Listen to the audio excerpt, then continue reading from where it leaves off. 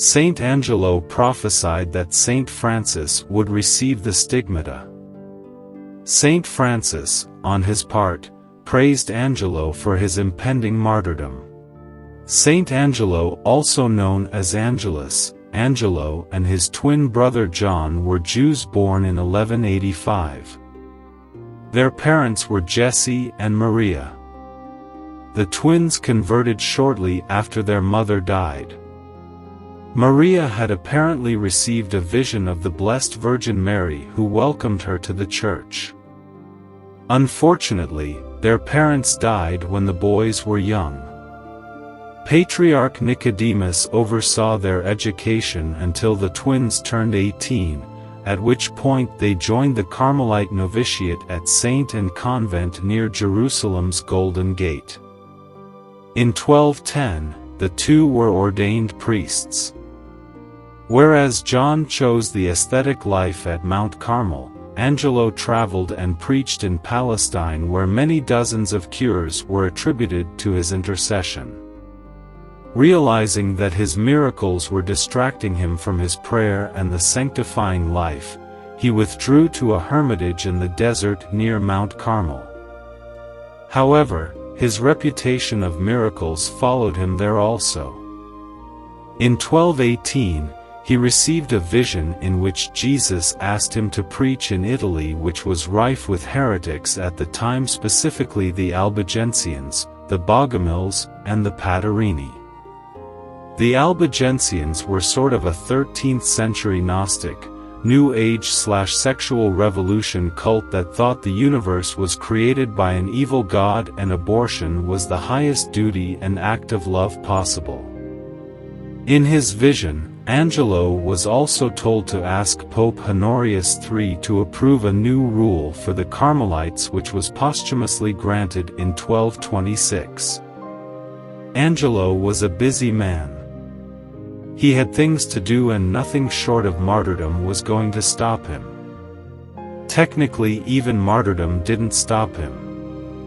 On April 1, 1219, Angelo set off on a Genoese ship, stopping briefly at Messina, Sicily, and then headed out to Civitavecchia and then onward to Rome to meet with the Pope.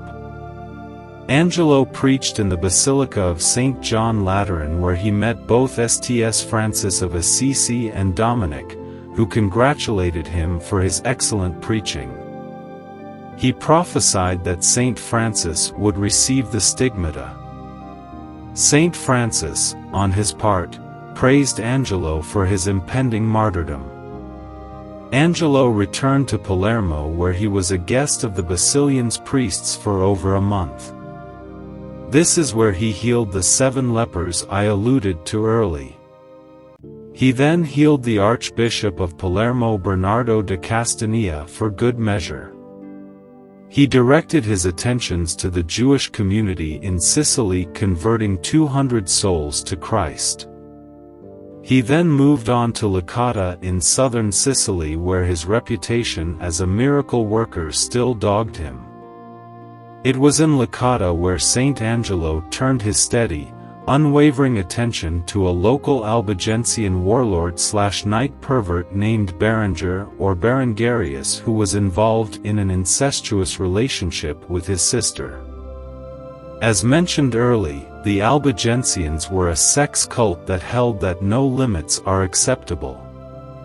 Angelo, knowing exactly when to shut up and refusing to do so, made it clear in public exactly what Berenger was doing with his sister. The girl approached the saint asking for forgiveness and asked for his assistance in leaving her brother's thrall. Berenger was furious because those who lead sinful lives hate to be told they shouldn't be doing what they're doing.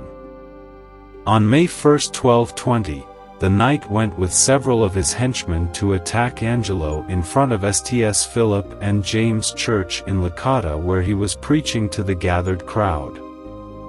Berenger stepped up to the unarmed friar, running him through 5 times with his sword, the same number of Christ's wounds. The saint died of his wounds on May 5, which became his feast day.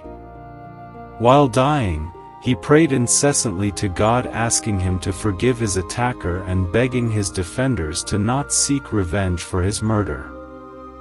He was buried in the church in which he was attacked.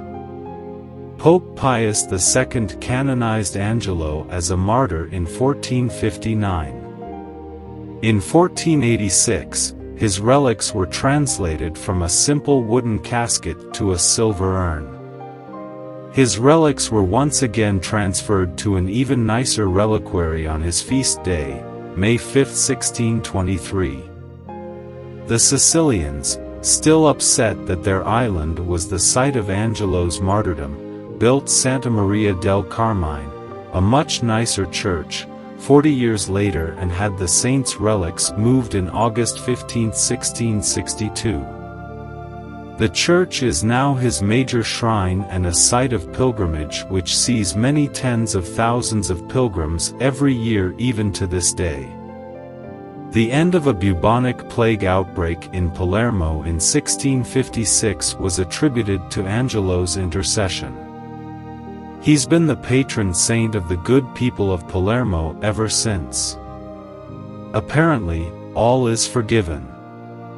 Saint Angelo's actions proves Christ's own words, "To those who are given much, much more will be given." Luke chapter 12 verse 48.